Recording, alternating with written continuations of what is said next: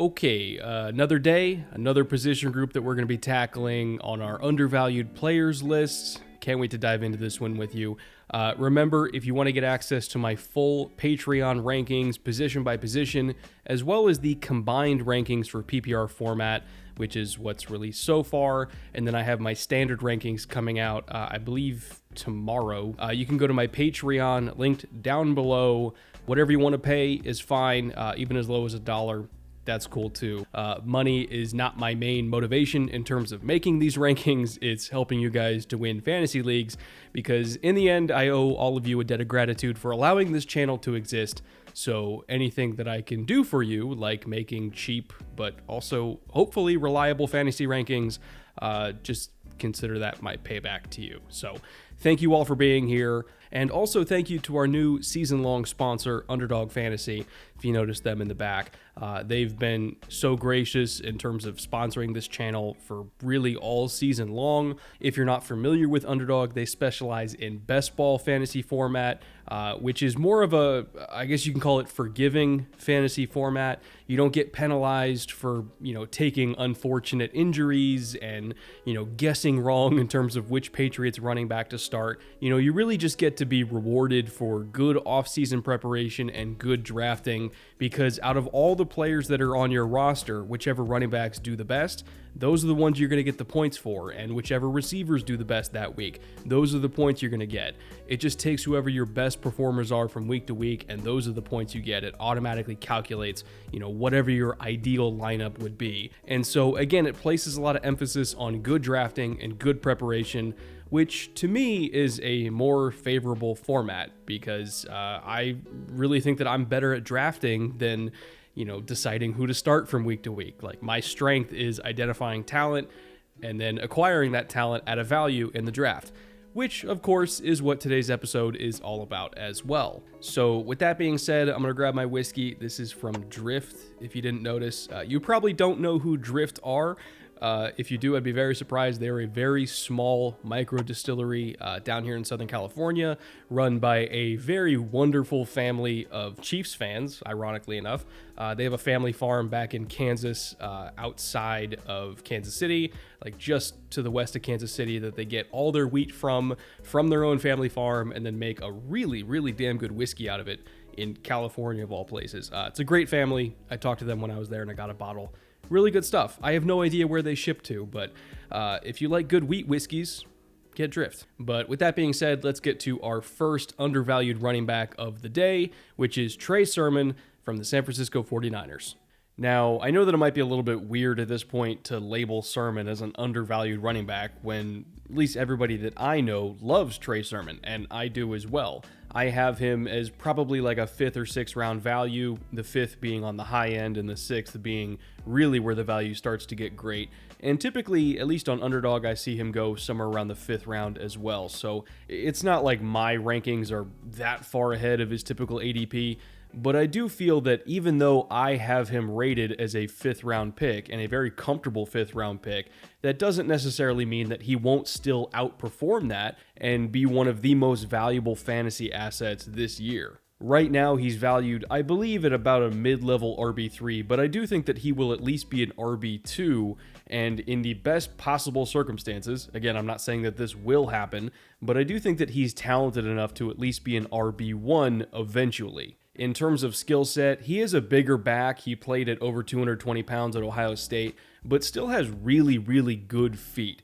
That's something that Kyle Shanahan looks for in a running back, is having the size to kind of, run through tackles or at least get whatever yards you can after contact if something isn't blocked very well. Obviously, he makes these kind of lighter, faster, slashing running backs work, the Raheem Mosterts of the world, but really Kyle Shanahan emphasizes having that size and power so that something doesn't have to be blocked perfectly in order to have it be a good gain for you. But on top of having that size and power, he still has really good feet as well. His cutting ability is fantastic for his size, which again is a priority in this zone run system. Throw in the fact that he's got pretty good hands and he can be a reliable check down option for you. And I really do think that he's going to be a 3-down back and really an every situation kind of back for the 49ers because his skill set is so diverse. Obviously, a lot of the other running backs on this roster, do certain things better than him, but nobody does everything as well as him. So I think he's going to be an incredibly valuable fantasy piece. And at least in terms of real life football, I also think that he's going to be an incredibly valuable piece for this 49ers offense as well. And that brings us to number 4 on our countdown, which is another rookie running back, although with a drastically different situation, because unlike the 49ers, we really have no idea what's going on with the New York Jets right now. And I don't mean that in a bad way. We just have no idea who the starters are, who the second team is, who the third team is. They're kind of treating it like state secrets now. Like they stopped allowing the media to even say who's starting in practice anymore because they assert that there are no starters. And I kind of believe them because everybody's been rotating like crazy. And the only thing we know for sure is that Zach Wilson is going to be starting at quarterback. But other than that, everything is up in the air. And so number 4 here, I'm going to be gambling just on pure talent and taking situation completely out of the equation here by going with Michael Carter, a potentially star rookie running back with the New York Jets. I fully expect that this Jets offense is going to be leaning heavily on the outside zone run game, especially behind Mekhi Becton and Elijah Vera-Tucker, who, at least in my opinion, should be a very, very good duo on that left side at running outside zone. And then you give kind of a natural zone runner like Carter behind that duo. Like, that's going to be their bread and butter play. They're going to be calling outside zone to the left. Becton's going to be just crushing whatever edge rushers there. Elijah Vera-Tucker is going to be working with whoever wins the starting center job, and he's going to be able to climb up to the second level and pick off linebackers. And there's just going to be massive lanes. And with Carter's speed, he can really pay that off and probably be a very explosive option, even as a rookie. Plus, I think he's kind of underrated as a receiving target as well. So if you want to get him working on like choice routes underneath, you want to run that angle route that, you see Alvin Kamara run like a million times every game. You want to get him involved in the screen game. You want to split him out wide, maybe take a couple shots to him down the boundary, even if you want to. He can do all of that. Is he kind of to the level of like a Christian McCaffrey? I don't know if I'd go that far, or even like a Dalvin Cook, but he's still a good receiver. And again, when you throw in that underrated power, the dynamic speed, all that kind of stuff, he's going to be a really good player for this Jets offense. As for where I think he should be drafted, right now I kind of have him as a mid-round pick. And I'm holding a little bit because there's also been a lot of buzz about Tevin Coleman in training camp and all that. And the Jets depth chart is just kind of a mess right now. And I don't mean that in a bad way. It's more so that the Jets coaching staff is just not letting anybody know who the actual starters are right now. We're not really going to get any clarity on this backfield until later in preseason. But I still do have Michael Carter as a mid-round pick, at least at this point, just because I trust that in the end, his talent is going to win out. And even though the situation is kind of murky, I'm just going to bet on him just being a really good football player and then kind of worry about the rest later. Now, number 3 on this list is kind of an interesting situation because he's a veteran running back. He's not as young as some of the other guys on this countdown, but I do really think that Gus Edwards, the backup running back from the Ravens, is a very underappreciated player. He's a lot better than he's given credit for.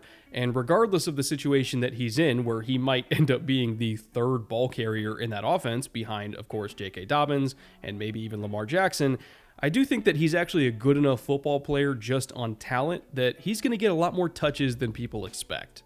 I'm not going to lie, if you told me a couple years ago that Gus Edwards would be one of my favorite running backs in the NFL, I would have thought you were crazy. But when you look at the Gus Edwards of today versus the Gus Edwards of really not that long ago, even going back to 2019, they are not the same player. Just a couple of years ago, Edwards' game was very north-south. There was very little wiggle to it. It was pretty much, I'm going to run right at you, and I'm going to run you over. And if I stay on my feet, great. If not, whatever, I'm getting a few yards through contact. There wasn't very many missed tackles there. Again, it was a very, in-your-face running style. But when you look at him last year, he looked quicker. He looked more fluid. His hips looked better. His feet were better. All of a sudden he had this element of, wiggle and make you miss ability that just wasn't there earlier in his career. And he just looked like a much better running back. Not that he was bad before or anything like that, but he's just so much better now. And in my opinion, he is so good that even though J.K. Dobbins is the best back in that backfield, and even though Lamar Jackson is a really good threat with the ball in his hands as well, and he's going to get his fair share of carries, I would not be surprised if this backfield isn't looking like it's, 70-30 for Dobbins and Edwards. It's really more like a 55-45 or 60-40. I really do think it's going to be a much closer split than people are expecting. But I do think that Edwards is so efficient with the ball in his hands that even if he's only getting, let's say he gets 13 carries in a game and Dobbins gets 18, they're running the ball like 31 times just between those two running backs alone. I do think that Edwards is going to be so efficient with those carries that he's still not just going to be rosterable in most leagues, but I wouldn't be upset if I put him in as a flex because all he needs is those 13 carries and like a couple good red zone touches and maybe he scores and all of a sudden you got yourself 20 points. Again, I understand the situation, but just don't be scared off by it. Stick with my general policy of draft good football players, because if you draft a bunch of good football players, more often than not, your fantasy team will thank you for it. Moving on to number 2 on this countdown now, and I'm going to be going back to my really endless well of rookie running backs, and I'm going to be investing very heavily this year in Javonte Williams from the Denver Broncos. Now, one of the main reasons why I think Javonte Williams is going to get a lot of snaps this year, and yes, I understand he's listed on the depth chart behind Melvin Gordon at this point, but I kind of don't care about that. The reason why I think Williams is going to be on the field a lot is because the Broncos coaching staff loves him in pass protection. The fact that he's versatile like that, in the fact that you don't just have to use him as a receiver on third down, like you can call a 6-man protection with him on the field and actually expect him to block somebody, that just opens up the playbook so much, and coaches love that. So I wouldn't be surprised if at a minimum he's starting the year as their primary third down back, and then there's a chance that because he's such a great physical runner as well, he's still going to get a lot of early down work too. So even though he is listed as the number 2 running back on that depth chart, I fully expect him to get more snaps than any other running back on that roster. And you guys know me, I love Melvin Gordon. I've always been a Melvin Gordon truther throughout his entire career, but he is kind of an older running back at this point. Javonte's young, he's explosive. Again, he's another one of these big 220 plus pound backs that has great feet, great receiving ability. Throw in the fact that I think he's an even better pass protector. He's just going to get a lot of work. And in this kind of offense, which I think is probably going to run the ball a lot, or at least try to run the ball a lot, having a young, explosive running back that's getting the majority of snaps, that is a very valuable fantasy asset. Now, will he get as many touches as, say, Trey Sermon or maybe even Michael Carter? Honestly, I'm not sure. Again, the situation here is kind of murky. There's a bunch of talented players. But I do think that at least early on, he will be getting enough touches to justify starting him as a flex. And then as the season goes on, kind of similar to J.K. Dobbins last year, he's going to kind of work himself more and more into being that dominant workload kind of guy. And hopefully, at least the plan here, is that by fantasy playoffs, he's going to be getting 20 plus touches per game, while Melvin Gordon kind of fades into being that, veteran change-up that just comes in for a few series per game. That's kind of the ideal scenario here. So I'm kind of treating him the same way that I treated Dobbins last year. We'll see if it works out. Obviously Baltimore's offense and their quarterback situation is a lot different, but all things being equal, I do think that Javonte Williams has equivalent talent to J.K. Dobbins. And I've said it before, I'll say it again. In the end, just draft talent and let situation kind of figure itself out. And that, ladies and gentlemen, brings us to number 1 on our countdown for undervalued running backs. And my top guy here, I guess you can call him a veteran. He hasn't been around for that long, but he's still older than most of the guys on this countdown. So I'll count him as a veteran by comparison. And that is Myles Gaskin from the Miami Dolphins. When I watch Myles Gaskin play, I see kind of a diet version of Austin Eckler. I do think that Eckler has a little bit better contact balance in the sense that he's somebody where I don't really understand how he stays on his feet sometimes because he's really not that big of a dude, but Eckler is just weirdly very strong through contact. It's kind of like a physics-defying running style to me. I've never really understood how he does it, but he's really damn good at just running through contact. But also, Eckler brings with him a dynamic receiving ability. He's one of the better receiving backs in the entire league, and I think that Gaskin has a little bit of that to him as well. Again, he's not quite the same in terms of contact balance as Eckler, and he's not quite the same in terms of receiving talent as Eckler, but that's why Gaskin's not a first-round pick and Eckler is. And you're getting, maybe 80% of what Eckler gives you in the 4th round with Gaskin, which in PPR and half PPR formats, I think that's a really good value. In my opinion, he is the best running back on that Dolphins roster, and because of the versatility he brings you as a receiver, I think he's going to get a lot of catches, which is going to give him more touches than people expect. On 3rd downs in particular, when the ball's not going to Waddle and it's not going to Gesicki, I think it's going to go to Myles Gaskin. Tua seems to trust him a lot. They have a great connection. He's got really nice ability to just kind of find holes in zones and just present an easy target for Tua as a checkdown option. And I think if nothing else, again, that volume as a receiver is really going to add up. I would not be shocked if he pushes 70 and maybe damn near 80 catches this year as a running back, which is a lot.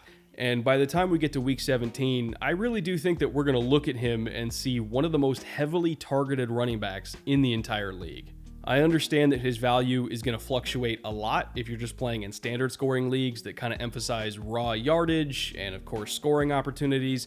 I don't necessarily think he's going to get a whole lot of touchdowns, but again, in PPR and to a degree half PPR, where you're getting credit for all of these checkdowns and receptions that he's getting game after game, he's going to be a very, very solid RB2 for you. So if you only take one running back in the first few rounds and you're kind of sprinkling in receivers or maybe quarterback or Kelsey, and you're really hunting for that second reliable, dare I say, stable running back just to kind of carry you from week to week, look for Myles Gaskin, because I do think that he is going to be one of the most stable options that you can get.